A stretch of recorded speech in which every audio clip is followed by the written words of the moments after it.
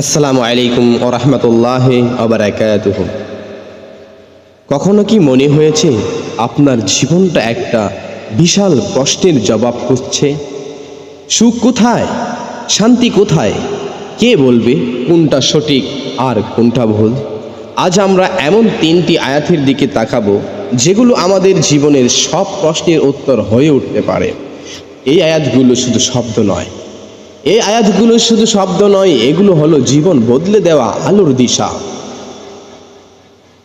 আল্লাহ পাক সূরা বাকারার প্রথম আয়াতেই বলেছেন, আলিফ লাম মিম।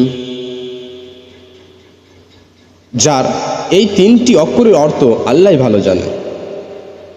আমাদের জন্য এই আয়াতের তাৎপর্য হলো সবকিছু আমরা বুঝবো না, কিন্তু বিশ্বাস করব।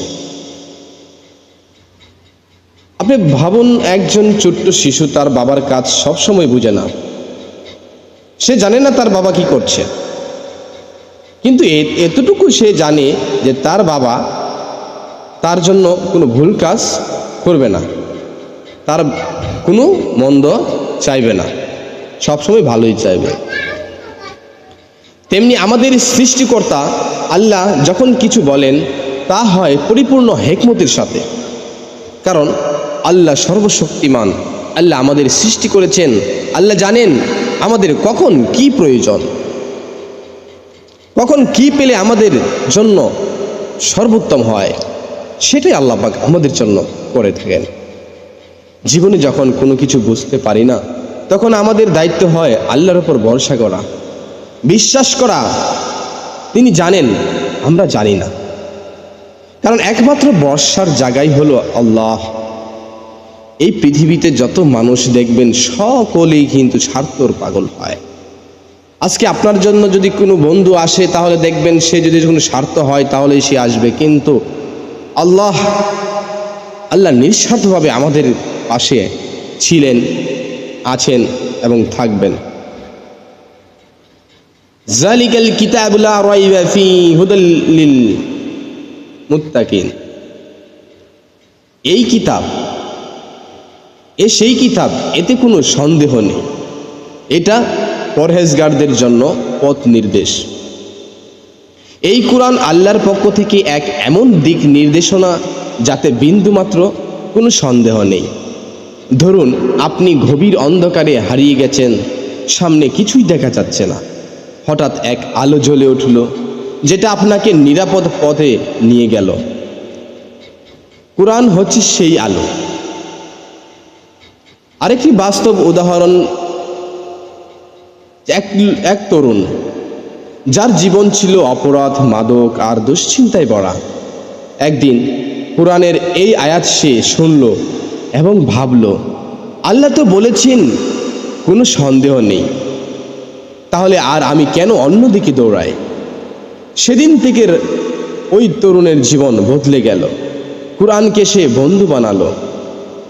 আমাদের প্রশ্নের উত্তর, দুঃখের সান্ত্বনা, সিদ্ধান্তের দিশা সব আছে এই কোরআনে। কেবল দরকার হৃদয় খুলে একটু পড়া, একটু জানা। তারপর আল্লাহ পাক আবার বলেছেন, আল্লাযীনা ইউমিনুনা বিল গায়ব ওয়া ইউকিমুনাস সালাতা ওয়া মিম্মা রাযাকনাহুম ইউনফিকুন। যারা অদৃশ্যে বিশ্বাস করে, সালাত কায়েম করে এবং আমি তাদের যা রিজিক দিয়েছি তা থেকে ব্যয় করে। এই আয়াতে তিনটি গুণের কথা বলা হয়েছে: অদৃশ্যে বিশ্বাস, নামাজ প্রতিষ্ঠা, দান করা। ধরুন, একজন মা যার সন্তান অসুস্থ, সে রাতের আধারে নামাজ পড়ে কাঁদে আর আল্লাহকে ডাকে, যদিও সে জানে না তার ফল কি হবে। সে অদৃশ্যে বিশ্বাস করে, সে জানে আল্লাহ পাক তার কথা শুনছেন, আল্লাহ পাক তার কান্না শুনছেন। আবার ধরুন, এক ব্যক্তি প্রতিদিন আয় করেন অল্প, কিন্তু কোনো গরিবকে দেখলে পাশে দাঁড়াতে তার মনটা উথাল পাতাল হয়ে যায়। সব কিছু ছেড়ে ওই গরিবের পাশে দাঁড়াতে তার মনটা চায়, কারণ তিনি জানেন এবং বিশ্বাস করেন আল্লাহ তার দেওয়া দান গুনে গুনে ফিরিয়ে দেবেন। এই আয়াত আমাদের শেখায়, একজন প্রকৃত মুত্তাকি শুধু আল্লাহকে মানে না, সে তার কাজেও আল্লাহকে দেখায়। বিশ্বাস, নামাজ আর দান এগুলো হলো হৃদয়ের নিখুঁত পরিশুদ্ধির পথ। এই তিনটি আয়াত হৃদয়ের দরজায় কোরআন আরে। যদি আমরা কোরআনকে সত্যি বিশ্বাস করি তাহলে শুধু মুখে নয়, আমাদের জীবনেই সেই বিশ্বাসের আলো দেখা যাবে। আল্লাহ কোরআনে বলেছেন এটি হিদায়াত তাদের জন্য যারা তাকওয়া অবলম্বন করে। সুতরাং প্রশ্ন হচ্ছে, আমরা কি সেই হিদায়াতের পথে আছি? আমরা কি সেই হিদায়াত পেতে প্রস্তুত?